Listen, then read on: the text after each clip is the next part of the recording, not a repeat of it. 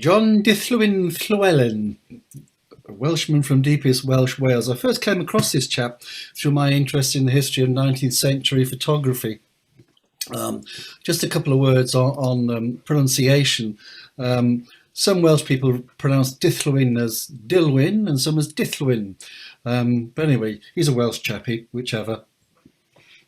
And it really begins with the connection with the Quakers, because the Dillwyns originally were Quakers and escaped from religious intolerance in this country and went over to join William Penn in what became Pennsylvania in the 1680s. And they actually went through several Williams, and William number 3 ended up going as an emissary back from America to promote the debate for the abolition of the slave trade, transatlantic slave trade. And he ended up staying in England eventually after the declaration of the War of Independence in America. And he married a girl over here and hence ended up staying over here. Now, when he was back in Wales, he lit upon a pottery in Swansea, and which later became the Cambrian pottery. And he thought this is a good thing, so he joined up with that, became a partner in that firm, and it did very, very well. And his son, Lewis Weston Dillwyn, actually made the terrible mistake of marrying out of the Quaker fraternity, and thereafter he was no longer one of them, as it were. I don't know whether he was actually shunned, but he was no longer deemed to be one of them, because he married a certain Mary Adams Llewelyn, which is where the Llewelyn name comes from. She was the illegitimate daughter of a Colonel Llewelyn, but despite that fact, she was his one and only heir to his property, which was the Penllygr, which we shall come to in a moment. The Penllygr estate, or Penllygr as it now is, now it's been Welshified. Now, Lewis Weston Dillwyn was very keen on his science. He was one of these country gentlemen, one of these smart chaps with time and money on their hands, who took an interest in science in general and astronomy in particular. And he thought he would try to help to put South Wales, or Wales in general, on the scientific map, because it was somewhat out on the edge. Scotland and Ireland with England were at the forefront of certainly amateur science at the time, such as it was, but Wales was a little bit behindhand. So the people in South Wales decided to invite the British Association for the Advancement of Science to hold their annual jamboree in Swansea, which they duly did in August of 1848. And Swansea at the time was a thriving port, and it had a lot of copper smelters in the area for some reason. I'm not entirely sure where they all came from, and was popularly known as Copperopolis at the time. The delegates, or the attendees for the meeting, couldn't get there by train because the train didn't go to Swansea until 1850, the Great Western Railway. So they got as far as Bristol by train, and then they went by paddle steamer through to Swansea. You can see Bristol here, around here up to Swansea Bay. And about 800 of them travelled by paddle steamer. And this is a photograph by our chap of the evening, John Dillwyn Llewelyn, which he took a few more years later. And this is probably the sort of boat which they, between them, went on to attend the meeting. The meeting was held in this rather splendidly built, newly built edifice, the Swansea Museum. I'll leave this on a later postcard. And we're looking that somebody at the time, some wit, decided that they would draw cartoons. Whether this is a journalist, I don't know. But there are some quite humorous cartoons still around. I think somebody's not muted and coughing. If they wouldn't mind muting, I'd be grateful. And I don't know what this chap is up to here, but or he seems to have turned off from it altogether, but they're quite amusing. And the British Association meetings were not complete without their trips out, and lots and lots of food as well. Here's a trip out to the Gower Peninsula to examine the limestone rocks in the area. Note that there are several ladies around, but not very many on this particular drawing. What about John himself? Well, because his mother had inherited the Penthligeir estate, he actually inherited it himself at the age of 7 years of age, though he didn't come into full title until he was 21. And in order to come into the full title, he had to agree to adopt his grandfather's surname of Llewelyn, which is why you get the double barrel surname since then. He married a girl called Emma Talbot. You might recognise the Talbot name. She was a cousin of William Henry Fox Talbot, the inventor of the photography on paper negative version of photography in 1839. And this is the house that they stayed in, rather splendid mansion. It is no more or less, as I shall mention towards the end, but it was obviously the height of society, and to be there, if be there or be square at the time. The grounds John turned into a landscape garden on a very large scale.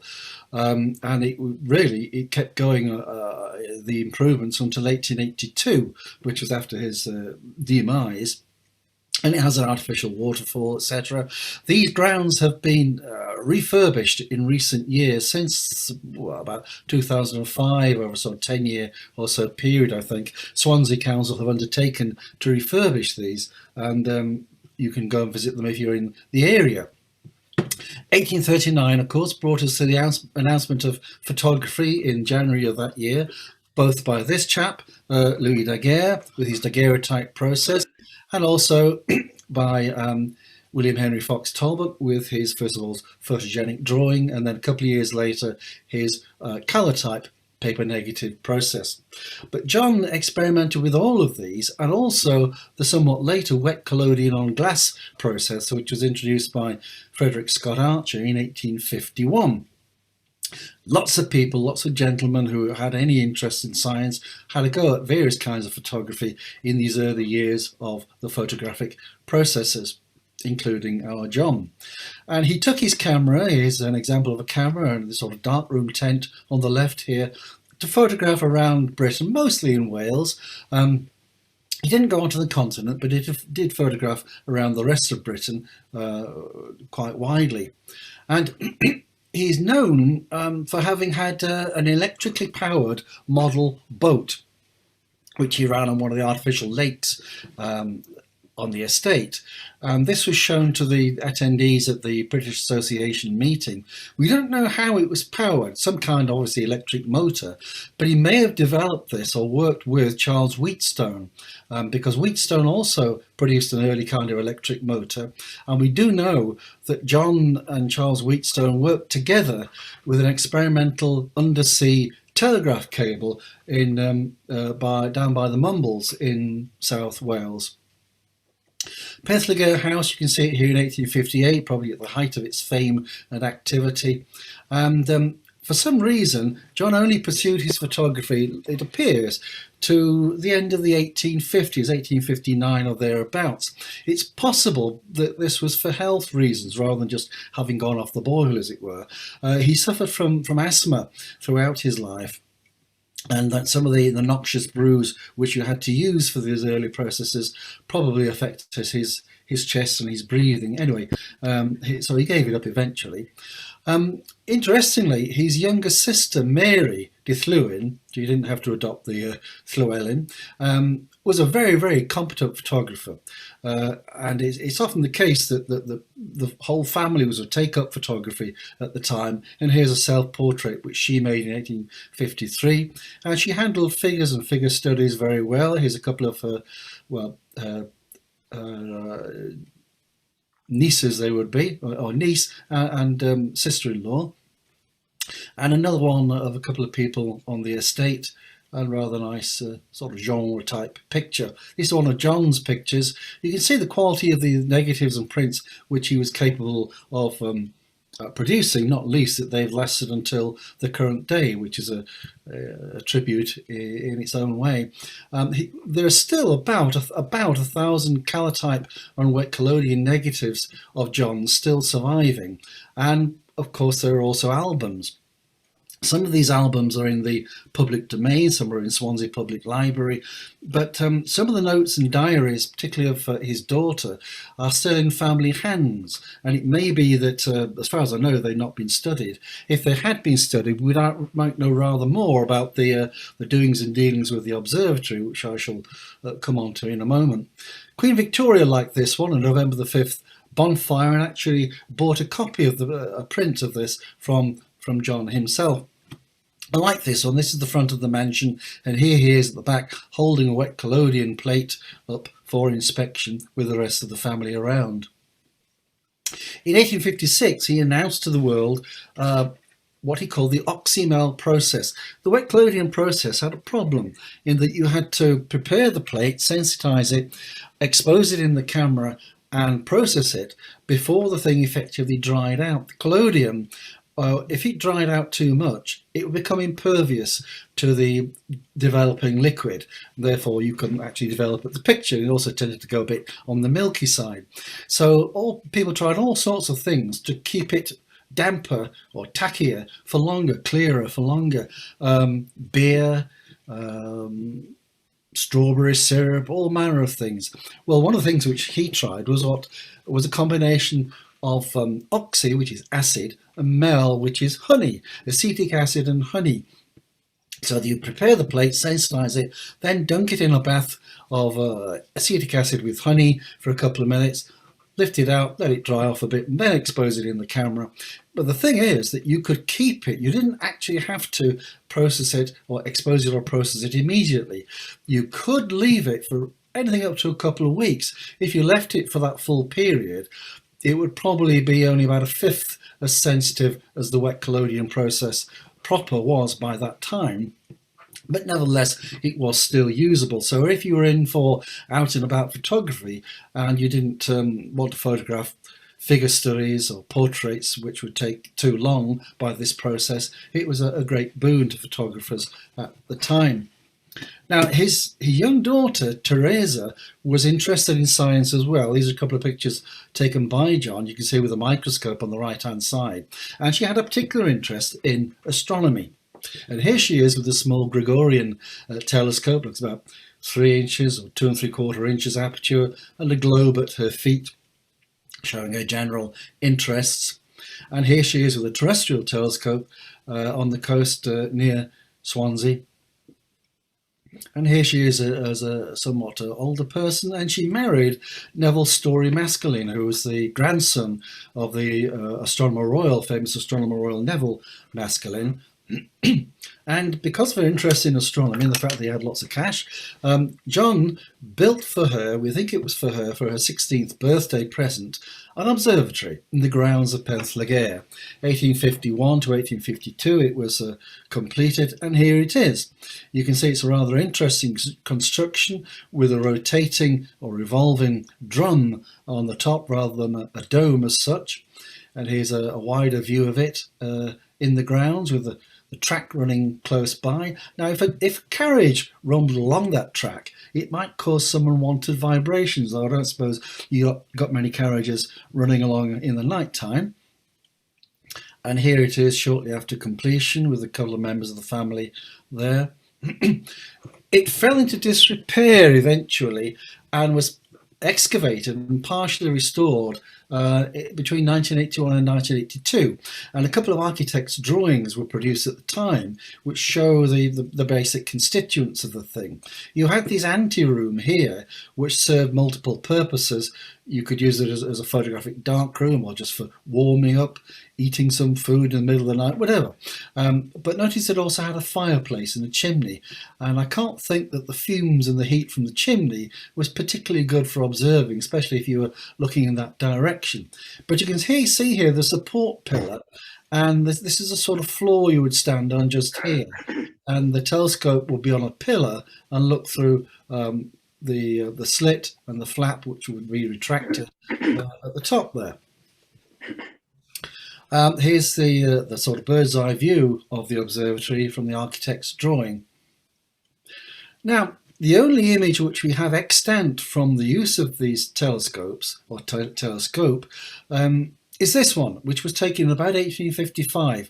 It's quite a simple image of the moon. Of course, we're in the early days of photography here, astronomical photography, and it was about the same time as Warren de la Rue was taking his photographs of the moon down in the Southlands. And the thing about the telescope was it had an equatorial mounting, but it had no drive. There was no clockwork drive. So so while John manipulated the camera and the photographic side of things, Teresa had to turn the knobs, as it were, the control handles, to tweak the telescope forward along the crosshairs, presumably in the guide scope, and keep it steady for as long as she could. Don't know how high the moon was, what time of night it was, etc. You can see that it's a waxing moon, I think, still.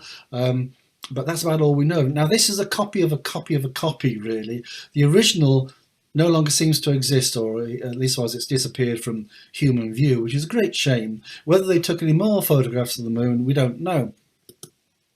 What telescope did they use? Well, we know that in 1848, I think it was, could have been a couple of years earlier, that John ordered from Dillwyn in London a 4 3/4 inch telescope. In other words, the complete scope, not just the object glass. But there is a reference that probably, I think it was 1850, he actually went to London. This was just before the railway was completed to Swansea, because he had to get a coach from Swansea to Gloucester and then the train to London to pick up an object glass telescope lens from London at a cost of £100. Now, this is a very considerable amount of money for the time, but it only refers to the object glass, not a complete telescope.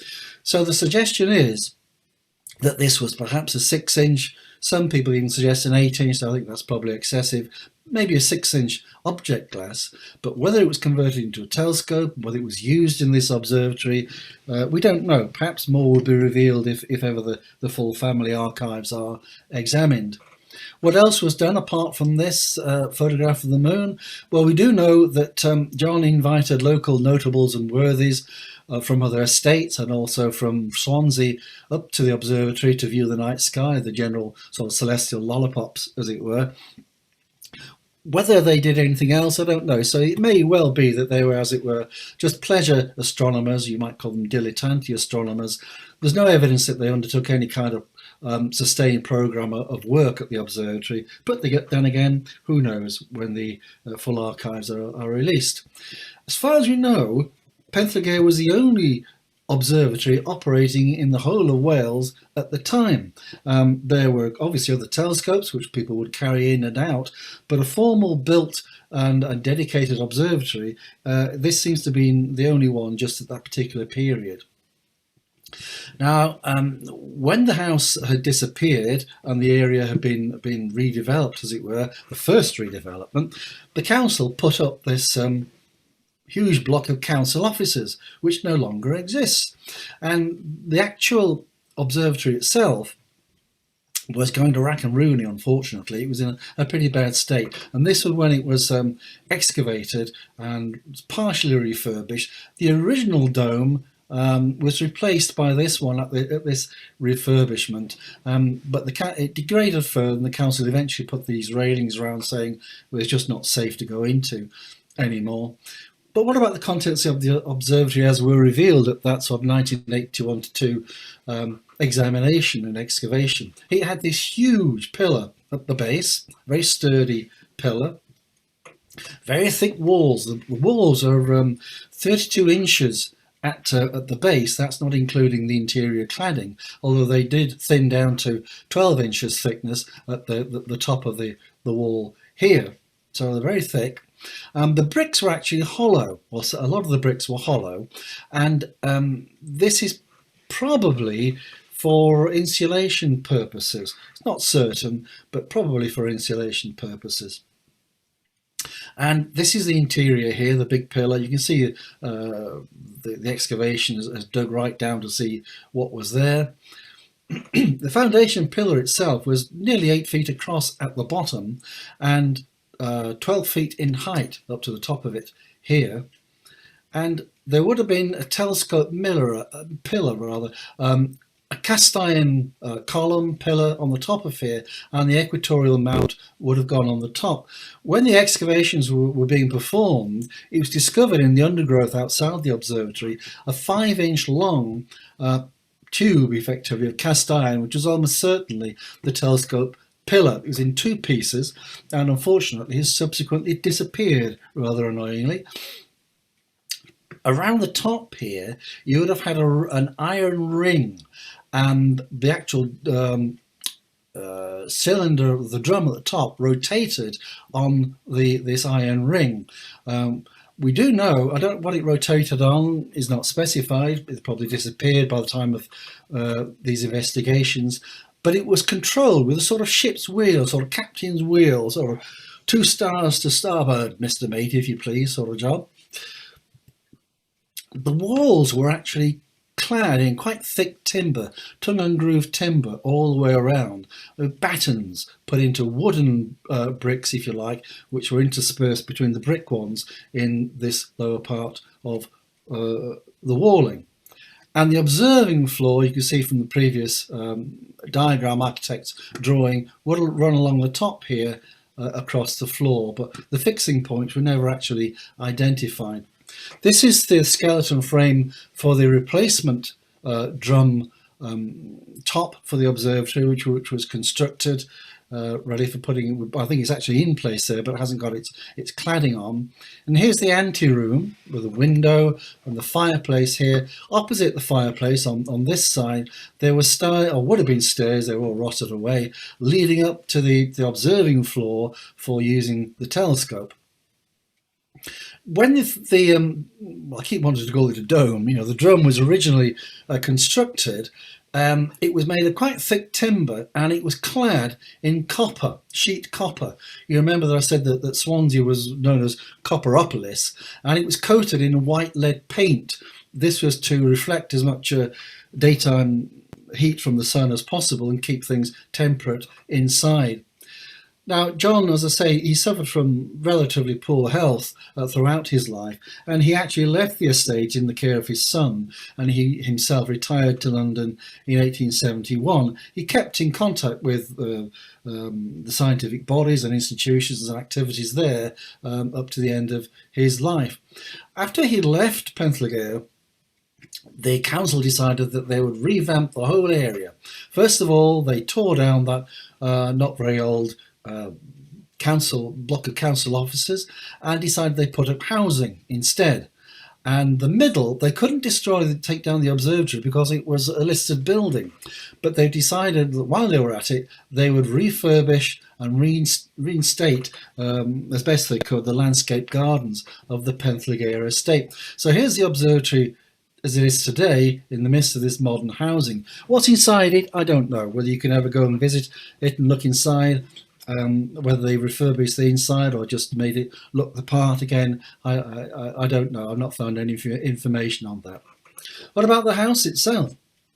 Well, here it is still in its heyday, still in the 1920s, but by this time, about this time, it's taken over by the Bible College of Wales. The family had left it, presumably they sold up.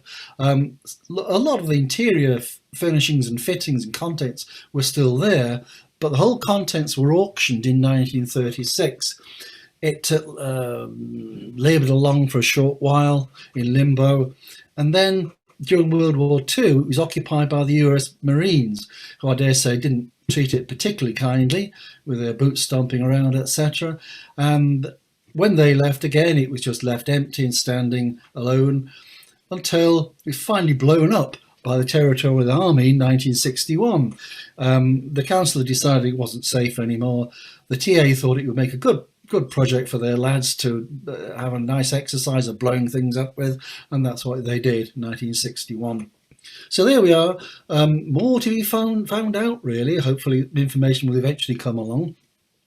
John Dillwyn Llewelyn, he was educated, a graduate of Oxford at Oriel College, Fellow of the Royal Society, Fellow of the Royal Astronomical Society. He was a founding member of first of all the London, what became the Royal Photographic Society, Fellow of the Linnean Society, High Sheriff of Glamorgan, being the local toff, as you might say, and at one time a Whig MP in the House of Commons. You can visit the estate, as I say, and hear what this appeals to the heart of every true Yorkshireman: free entry.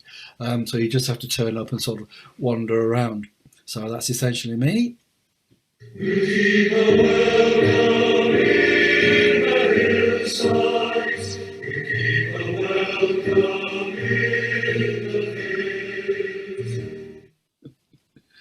Right, thank you for listening. Yeah, interesting, Ray. Yeah, thank you very much. Thank you, Ray. Yeah. Excellent. Can I just ask Ray? It's fascinating. What did he actually study at Oxford University? Don't know. No. It would have been some kind of classics at the time. It wouldn't have been the sciences at that early date, I wouldn't have thought. There might have been, I mean, you would still have had some version of the old style liberal arts curriculum, I would imagine. It's not noted that he was interested in languages particularly, but I'm sure he would have studied at least some maths and Greek. Whether he did mathematics, I don't know, but Cambridge was the place for mathematics at the time, very much so, not so much Oxford, but I'm not entirely sure. He's one of these polymaths who had an interest in all sorts of things, but they tended towards the science side. You know, apart from the astronomy, is botany and geology and such things. Yeah. Thanks. Ray, Yeah.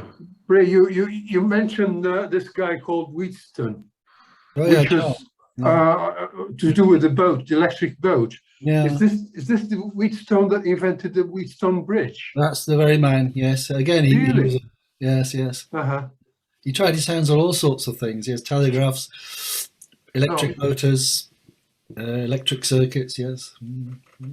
Thanks. Thank you.